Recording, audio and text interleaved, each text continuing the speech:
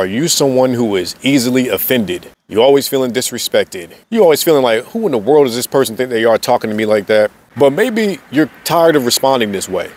Are you somebody who's kind of like, man, I'm tired of letting people piss me off all the time. How do I not react this way? Well, if that's you, you're in the right place, because in this video, I want to talk about why you get so easily offended and what you can do about it. All right, let's go ahead and get right into it. The reason you get so easily offended is because of how you are perceiving what is being said and what is being done to you. It's the lens that has been developed over the course of your life. It's how you filter what somebody says to you. If you're used to like being in protective mode, maybe when you were growing up, stuff like that, always having to defend yourself, that's the lens that develops and you start to experience things through that lens. When somebody's saying something to you, it's hitting you in a certain way and they may not even mean it how you're receiving it.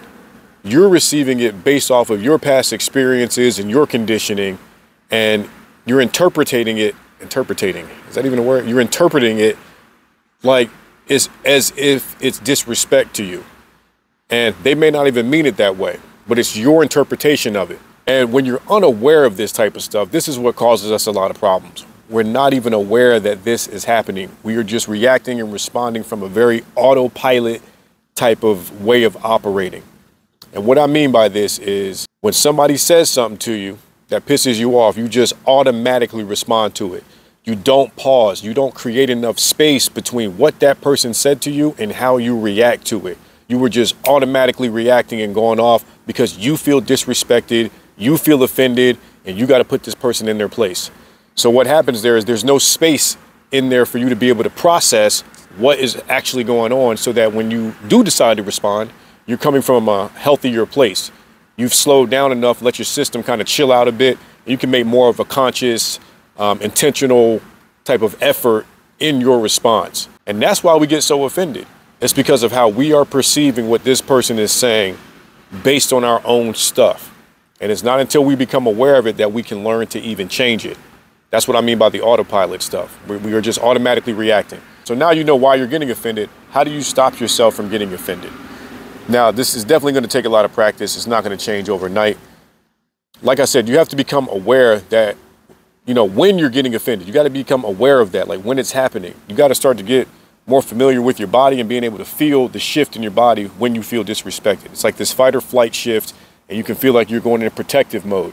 Another aspect of this is once you become aware of what is happening, you really want to start to improve the quality of your thoughts. The quality of our thoughts play into how we perceive and how we receive things. If we have a negative way of thinking, you're going to have a negative way of receiving things when people say things to you. So you want to work on improving the quality of your thinking and building a better relationship with how you think, because not everything you think is true.